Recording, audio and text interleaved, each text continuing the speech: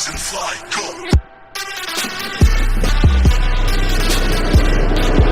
Currently, the most important need of our country is oxygen.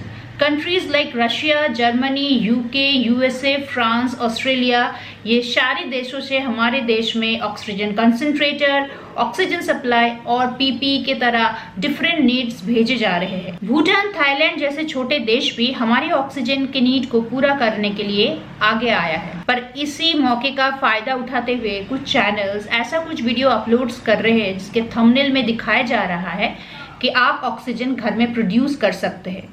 मैं बोलना चाहूँगी कि इस तरीके से ऑक्सीजन प्रोड्यूस करना घर में पॉसिबल हो सकता है, पर वो ऑक्सीजन कोई काम का नहीं होगा। पहले तो कुछ वीडियो में ऐसा दिखाया जा रहा है कि पोटेशियम परमैंगनेट और हाइड्रोजन पेरोक्साइड को अगर आप रिएक्ट करते हैं तो फिर आपको ऑक्सीजन मिलेगा, जबकि ये रिएक्शन काफ़ी एक्सोथर्मिक है, बहुत ज़्यादा हीट जनरेट होता है और बहुत ज़्यादा रिस्की भी है। This chemicals are very much harmful. मैं खुद केमिस्ट्री की स्टूडेंट हूँ और इस नाते मैं आप सबको रिक्वेस्ट करती हूँ कि आप ये सारे रिएक्शन घर पे बिल्कुल भी ट्राई ना करें। और एक रिएक्शन दिखाया जा रहा है जो कि है इलेक्ट्रोलाइसिस ऑफ एसिडिफाइड वाटर और अल्कलाइन वाटर, जो रिएक्शन हमने क्लास 7 और 8 की साइंस बुक में पढ़ी थी।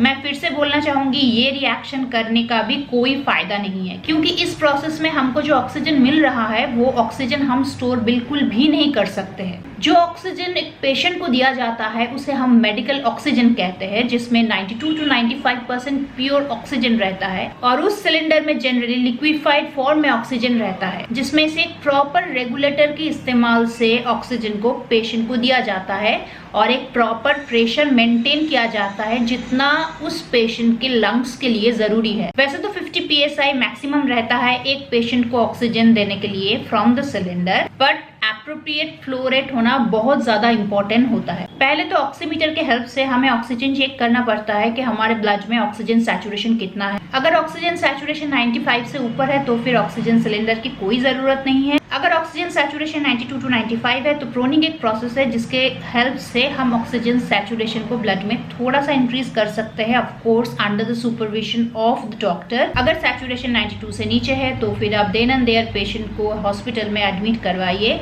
ये सारे तरीके बिल्कुल भी इस्तेमाल मत कीजिए। कुछ दिनों से मैं देख रही हूँ कि इन सारे वीडियोस कंटिन्यूअसली अपलोड हो रहा है और इनमें लाखों और करोड़ों की व्यू आ रही है। कमेंट सेक्शन में लोग बोल रहे हैं कि वो लोग भी इस तरह से प्रिपरेशन करना चाहेंगे क्योंकि वहाँ पर ऑक्सीजन की कमी है। सोशल मीडिया में हर एक इंसान कोशिश कर रहे हैं कि हर एक के पास मदद पहुँच जाए। कहीं पे भी हो, इंडिया के किसी भी कॉर्नर में, हर जगह पे आपको हेल्प करने वाले वॉलंटियर्स मिलेंगे। अब टच में रहिए, टेलीमेडिसिन लीजिए, पर इस तरह की कोई भी रिएक्शंस, कोई भी मेथड घर पे बिल्कुल भी ट्राई नहीं कीजिएगा। अगर ये फिजिबल होता तो हम सबसे पहले साइंटिस्ट खुद बोलते कि आप लोग इस तरह से बनाओ, ये केमिकल वो लोग खुद अवेलेबल करवाते मार्केट में। ऐसा नहीं है, ऐसा नहीं होता है। तो प्लीज ऐसे रिएक्शन से, ऐसे मेथड से, ऐसे वीडियोस से दूर रहिए। Stay healthy, stay fit, keep helping others, stay positive and keep smiling.